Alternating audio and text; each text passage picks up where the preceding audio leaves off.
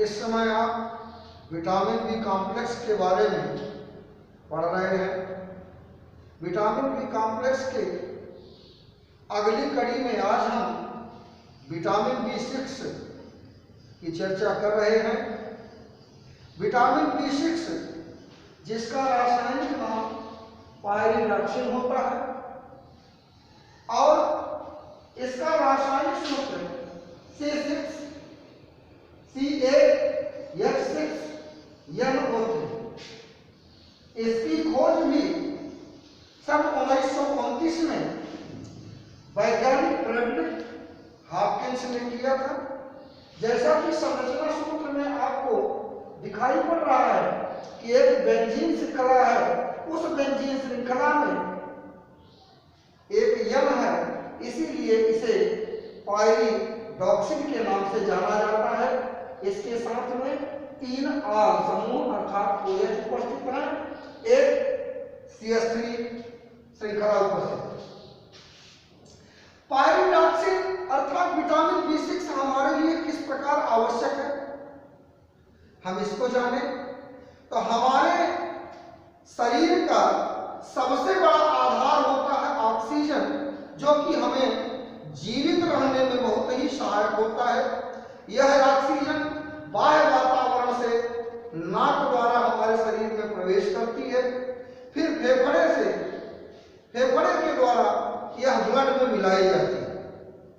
अब यहां हम ये सोचेंगे कि पायरिडॉक्सिन का इस प्रक्रिया से क्या संबंध है। इसका रक्त से बहुत बड़ा संबंध है। रक्त से बहुत बड़ा संबंध इसलिए है कि रक्त की जो RBC होती है, लाल रक्त कणिकाएं, जो कि हमारे अस्थि मज्जा में बनती हैं, इस RBC के निर्माण में इसकी बहुत महत्वपूर्ण भूमिका होती है।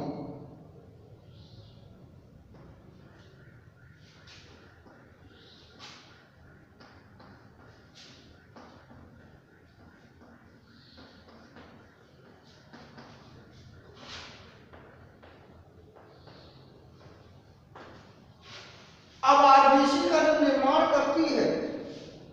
करने में सहायता करती है, RBC का हमारे जीवन में क्या महत्व है। हम ये जानते हैं कि RBC में हीमोग्लोबिन पाया जाता है।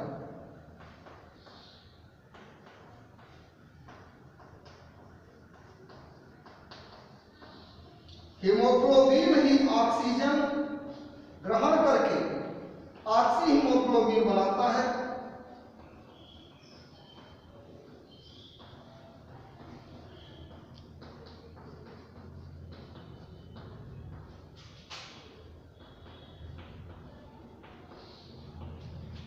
और यही ऑक्सी हीमोग्लोबिन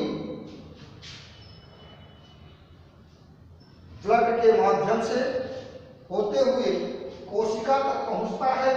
अब कोशिका में पहुंचने के बाद यह ऑक्सीजन कोशिका में छूट जाती है, फिर जो ग्लूकोज पहुंचता है, इसी ऑक्सीजन के द्वारा ग्लूकोज का जारण होता है।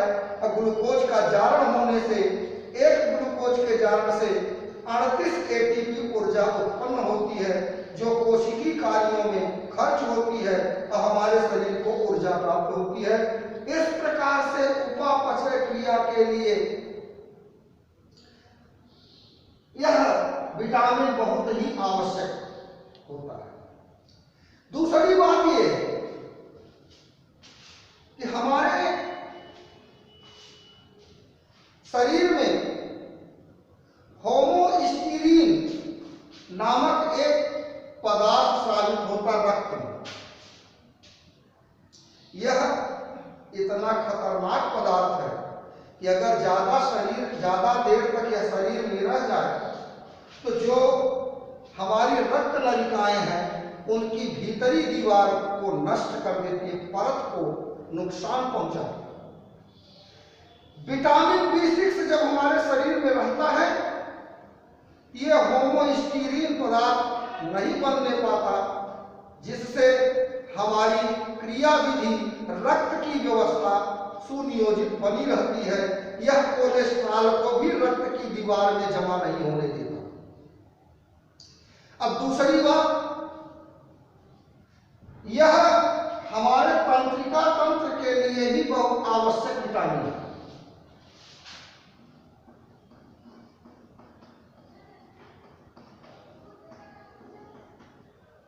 हम जानते हैं कि तंत्रिका तंत्र हमारे मस्तिष्क द्वारा संचालित होता है।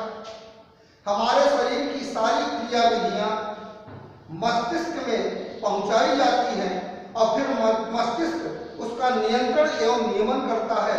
और ये तंत्रिका तंत्र और मस्तिष्क को पुष्ट करने वाला विटामिन है।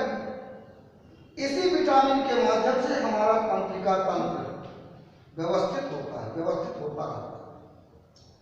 साथ में ये हमारे त्वचा, हमारे बाल, हमारे नेत्र के लिए भी आवश्यक विटामिन है।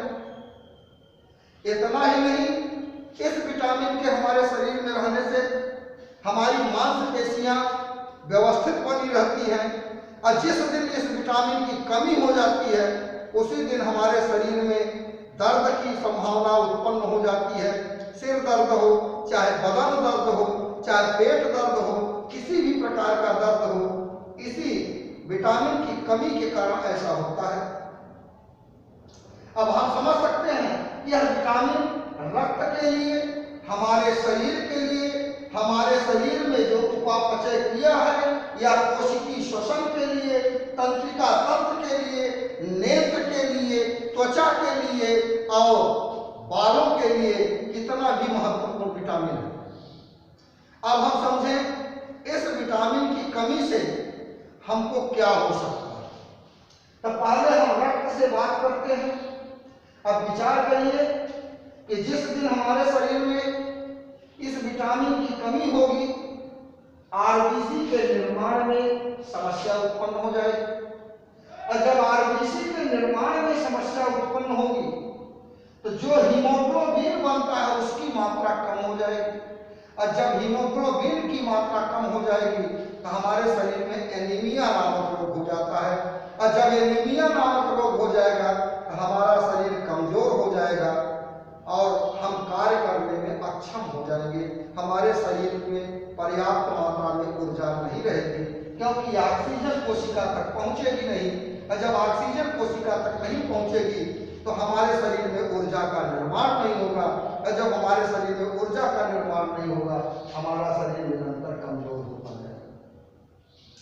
साथ में तंत्रिका तंत्र हमारा कमजोर हो जाएगा, मन मस्तिष्क कमजोर हो जाएगा, तब हमारे शरीर में मनोभ्रम की स्थिति आ जाएगी, हमारे मन में हीनता की भावना आ जाएगी। हम यह समझने लगेंगे कि हम कोई कार्य कर नहीं सकते।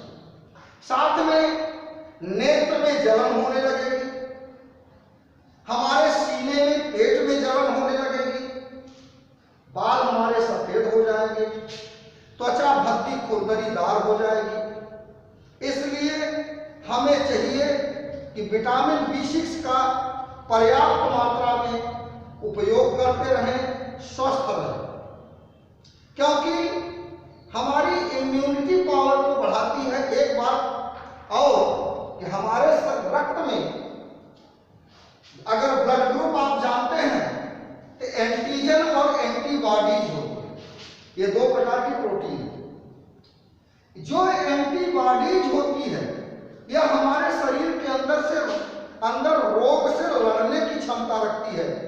तो यह विटामिन हमारे शरीर के रक्त में एंटीबॉडीज के निर्माण में भी सहायक होती है। अर्थात एंटीबॉडीज के निर्माण में सहायक होती है।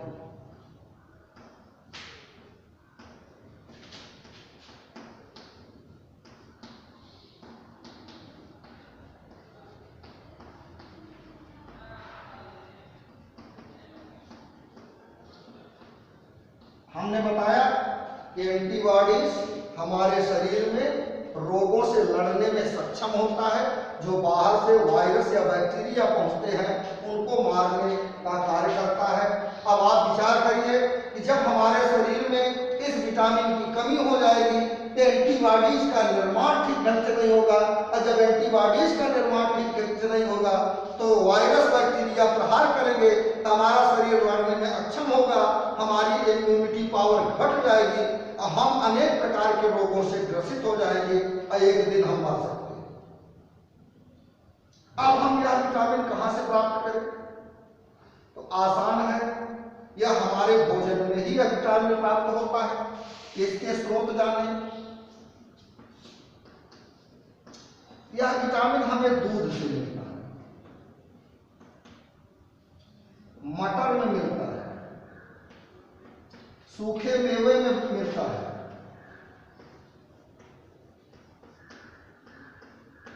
मशरूम में मिलता है, पनीर में मिलता है, सोयाबीन में मिलता है,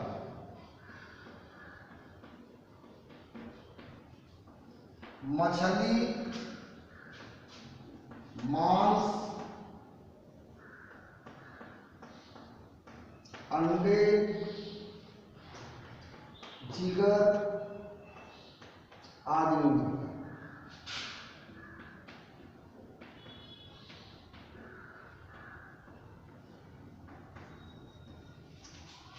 यानी इस विटामिन को प्राप्त करने के ये तमाम स्रोत हैं, लेकिन ध्यान रहे कि जो लोग मांस का प्रयोग अधिक करते हैं,